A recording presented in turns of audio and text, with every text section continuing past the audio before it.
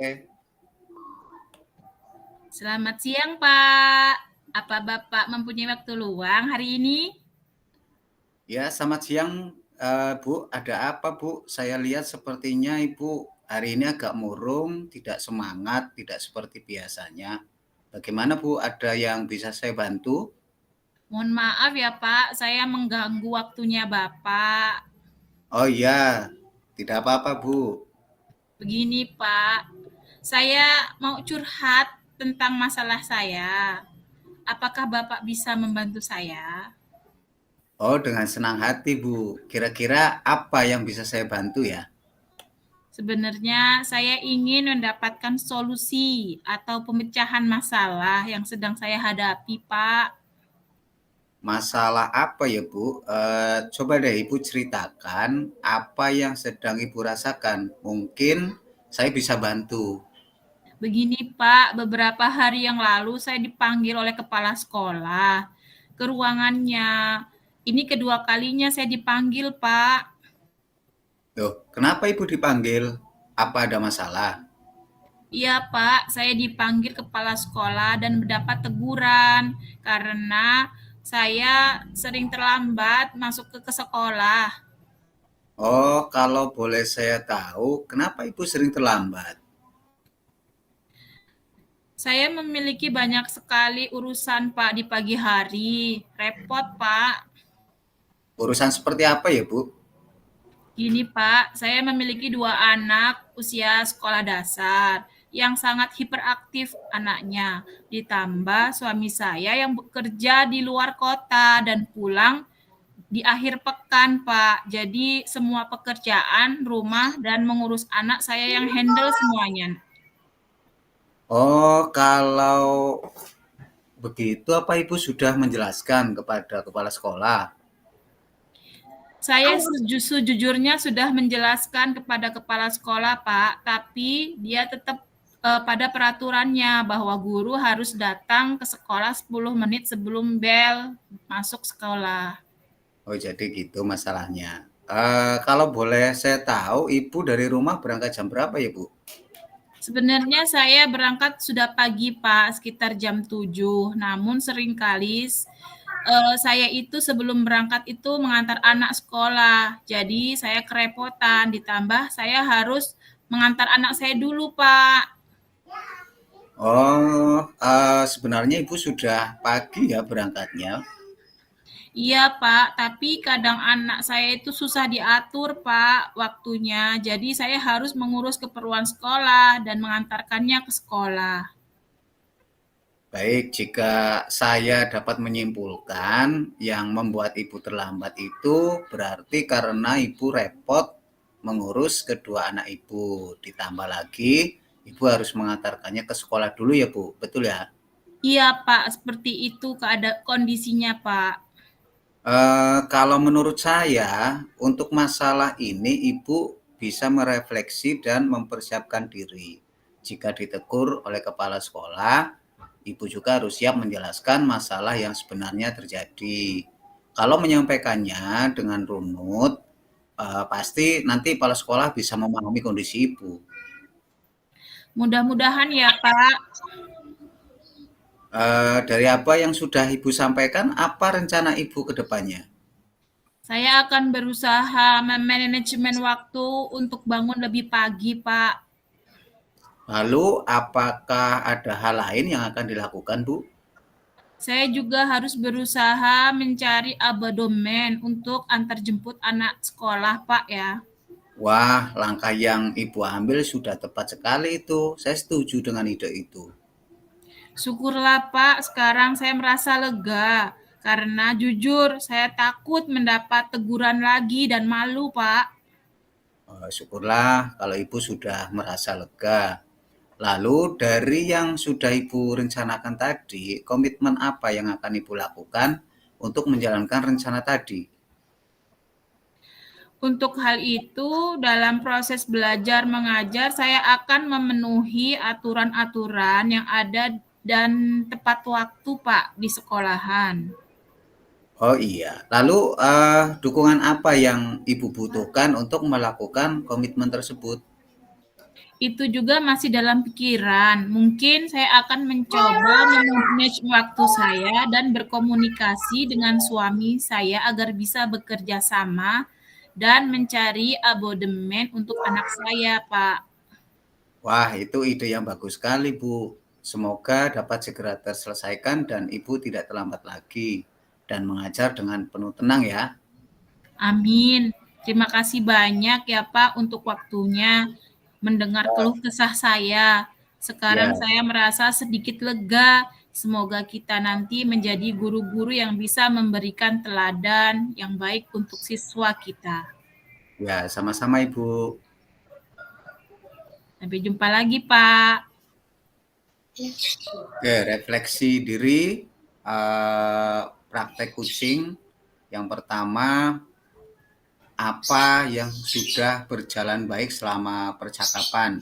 Jadi selama percakapan berlangsung, beberapa aspek yang sudah berjalan dengan baik itu melibatkan pemahaman konsep kucing dalam pendidikan, keterampilan komunikasi dua arah yang sudah berkembang dan menyenangkan, serta kemampuan menyampaikan ide secara efektif kepada guru dan individu lainnya. Tidak ada penghakiman atau justifikasi, kita berhasil menahan diri untuk tidak menceritakan pengalaman dan memberikan solusi. Kemudian pertanyaan yang kedua, apa yang masih perlu diperbaiki atau ditingkatkan? Terdapat beberapa aspek yang memerlukan perbaikan. Yang pertama adalah keterbatasan dalam menahan diri untuk tidak ikut curhat atau memberikan solusi seperti yang pernah kita lakukan dan menceritakan pengalaman sendiri. Selain itu, coach harus menguasai konsep dan menyiapkan daftar pertanyaan apa saja yang termasuk alur tirta dan akan ditanyakan kepada Kuci. Kemudian pertanyaan yang ketiga, apa yang Bapak Ibu lakukan untuk tetap dalam kondisi presence atau kehadiran penuh sebelum dan saat melakukan kucing. Untuk tetap hadir sebelum dan saat kucing, tentu pertama menjaga kesehatan mental dan fisik agar bisa fokus, membatasi diri dari hal yang akan mengganggu fokus dan konsentrasi, mempersiapkan daftar pertanyaan, serta mengatur waktu dengan baik. Sebagai coach, kita harus fokus dan mendengarkan apa yang disampaikan oleh Kuci. Kemudian pertanyaan keempat, apa yang akan Bapak atau Ibu lakukan untuk memperbaiki atau meningkatkannya? Melihat kembali contoh dialog kucing dari video yang ada di LMS dan membuat catatan daftar pertanyaan sesuai alur tirta yang akan diberikan kepada kucing. Kemudian umpan balik dari Kuci, pertanyaannya apa yang Anda rasakan pada saat di kucing? Saat di kucing, saya berperan sebagai Kuci. Saya merasa masih tanggung, kaku, dan bingung karena harus memikirkan jawaban dan mencari solusi atas permasalahan yang sedang dihadapi. Padahal saya biasanya kalau ngobrol sesi curhat, orang yang diajak ngobrol akan memberikan solusi berdasarkan pengalamannya. Tapi saat kucing ini, pembicaraan terlihat berjalan satu arah, coach sebagai pemberi pertanyaan dan Kuci bertugas menjawab pertanyaan. Nah, itu refleksi dari saya. Terima kasih.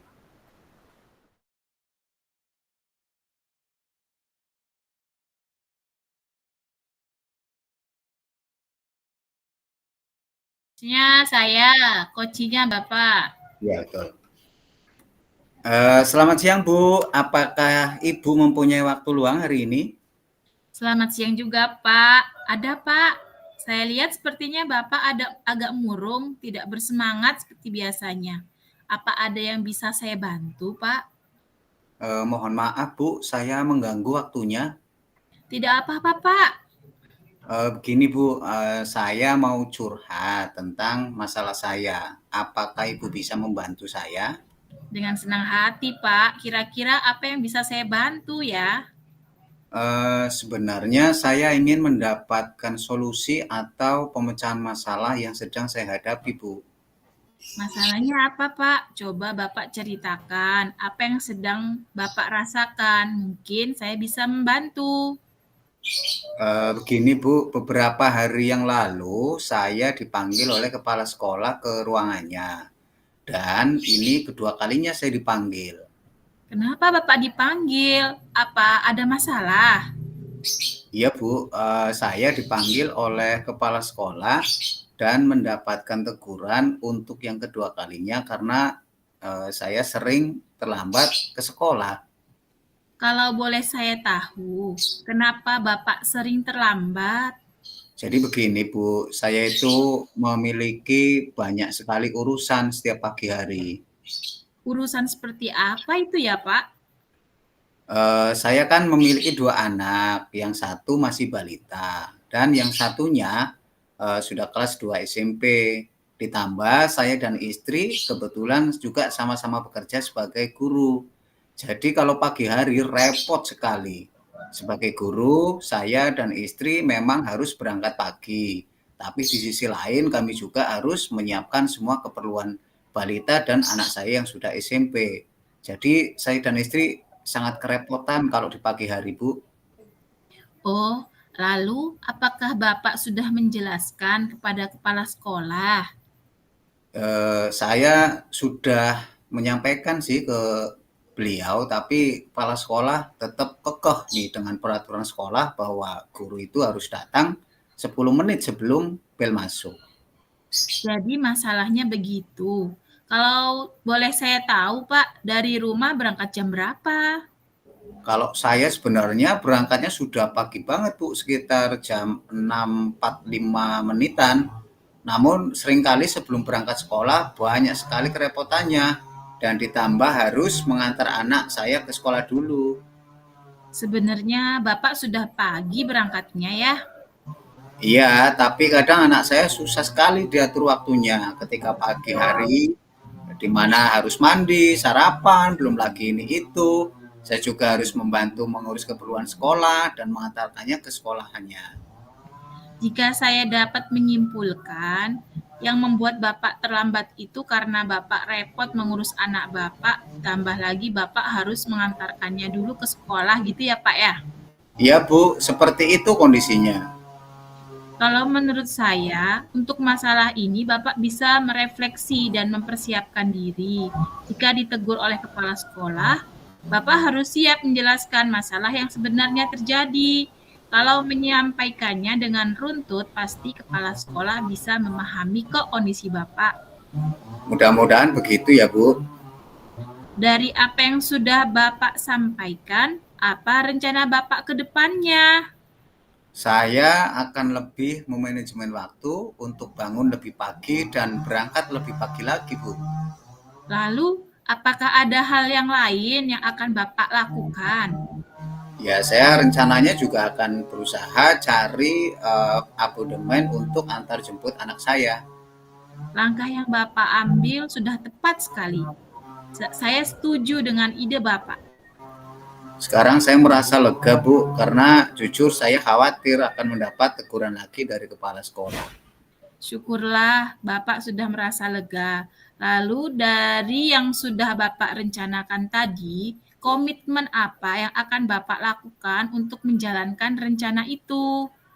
Untuk hal itu, saya akan berusaha untuk mematuhi peraturan sekolah yang ada, yaitu sebagai guru harus datang tepat waktu.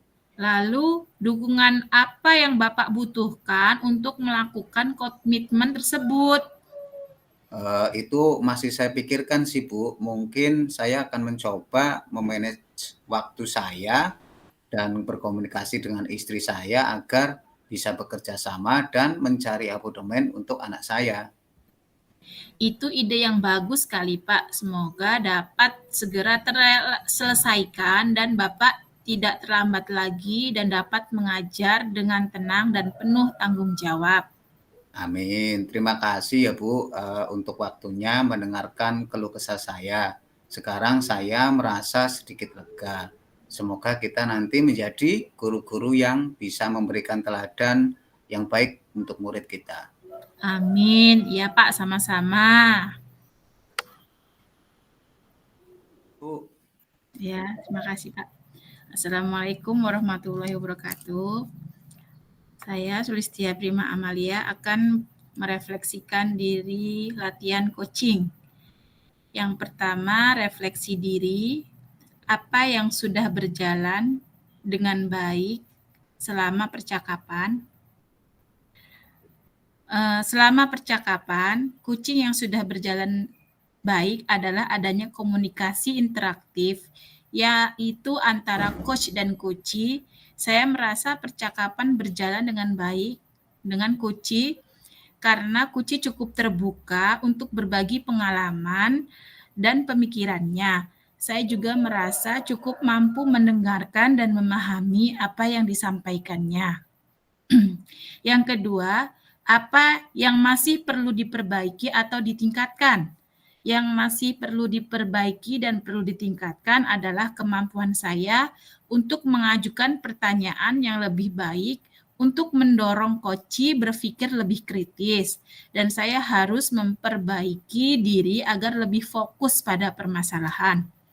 Untuk selanjutnya, apa yang Bapak atau Ibu lakukan untuk tetap dalam kondisi presence kehadiran penuh sebelum dan saat melakukan coaching? Sebelum melakukan coaching, saya meluangkan waktu untuk menenangkan pikiran dan berusaha fokus pada apa yang saya lakukan.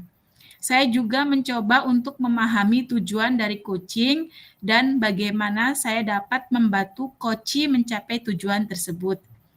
Saat melakukan coaching, saya berusaha untuk fokus pada saat ini dan tidak memikirkan hal-hal yang lain. Soal selanjutnya, apa yang akan Bapak atau Ibu lakukan untuk memperbaiki atau meningkatkannya? Saya akan mencoba untuk meningkatkan kemampuan saya untuk mengajukan pertanyaan yang lebih baik dan bisa mendorong coachee untuk berpikir lebih kritis. Dan saya akan melihat kembali contoh dialog coaching dari video yang ada di LMS dan membuat catatan daftar pertanyaan sesuai alur tirta yang akan diberikan kepada coachee. Terus pertanyaan untuk coachee, apa yang Anda rasakan pada saat di coaching? Saya merasa walaupun saat coaching saya merasa agak canggung dan kaku, tetapi saya merasa senang dan gembira dapat melakukan coaching dengan coachee. Saya merasa senang karena dapat membantu coachee untuk berkembang ke arah yang lebih baik. Saya juga merasa termotivasi untuk terus belajar dan meningkatkan atau memperbaiki diri agar dapat menjadi guru yang lebih baik. Sekian, terima kasih. Assalamualaikum warahmatullahi wabarakatuh.